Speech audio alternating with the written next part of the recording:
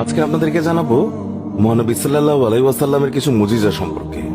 প্রখ্যাত হাদিসটি তিরমিজি শরীফ থেকে নেওয়া হয়েছে। একদিন এক ইহুদি মহিলা ইসলাম ধর্মের প্রতি অনুপ্রাণিত হয়ে ঈমান গ্রহণ করে নিল। তার একটি প্রাপ্তবয়স্কা কন্যা সন্তান ছিল। একদিন মেয়েটি আকস্মিকভাবে মারা গেল। অন্যান্য ইহুদিরা ভৎসনা দিতে শুরু করলো যে মুসলমান হবার কারণেই তোমার মেয়ে মারা গিয়েছে। ইহুদিদের এইসব বাজে কথা শুনে স্বামী স্ত্রী দুজনেই কাঁদতে শুরু করে দিলেন। বিরহ সহ্য করতে না পেরে এক পর্যায়ে দুইজনই আল্লাহ নবী সাল্লাল্লাহু আলাইহি ওয়াসাল্লামের দরবারে হাজির হয়ে আরজ করল, ইয়া রাসূলুল্লাহ, সবেমাত্র আমরা ঈমান গ্রহণ করে মুসলমান হয়েছি। কিছুদিন যেতে না যেতেই আমাদের একমাত্র যুবতী কন্যা মারা গিয়েছে।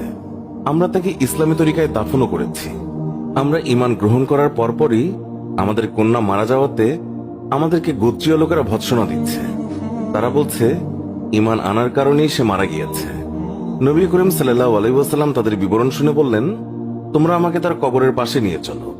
রাসূলের নির্দেশ মোতাবেক তারা তাকে একটি পাহাড়ের পাদদেশে নিয়ে গেল। সেখানে দাঁড়িয়ে ইশারা করে বলল, ওই যে পাহাড়ের উঁচুতে আমার মেয়ের কবর।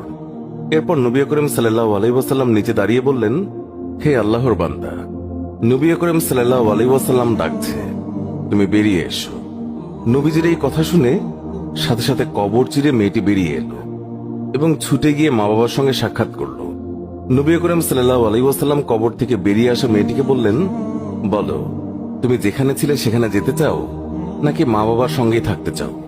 যুবতী মেয়েটি বলল, হে আল্লাহর রাসূল, আপনি আমার জন্য দোয়া করুন যেন আমার মা বাবার অন্তর থেকে আমার মায়া চলে যায়। তারা যেন আমার জন্য কান্নাকাটি না করে। আমি আমার স্থানে চলে যেতে চাই, কারণ আল্লাহ তাআলাকে আমি আমার মা বাবার চেয়ে অধিক ভালো পেয়েছি।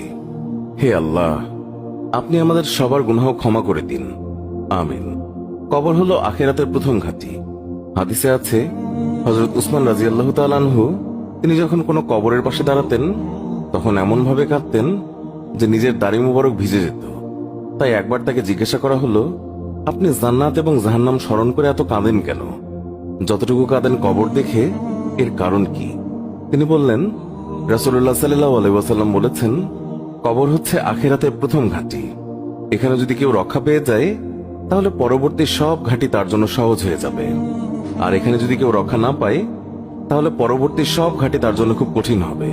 তিনি আরো বললেন, রাসূলুল্লাহ সাল্লাল্লাহু আলাইহি ওয়াসাল্লাম বলেছেন, মেরাজের রজনীতে আমি যত ভয়াবহ দৃশ্য দেখেছি তার মধ্যে কবরের আযাবই হচ্ছে সবচেয়ে ভয়াবহ।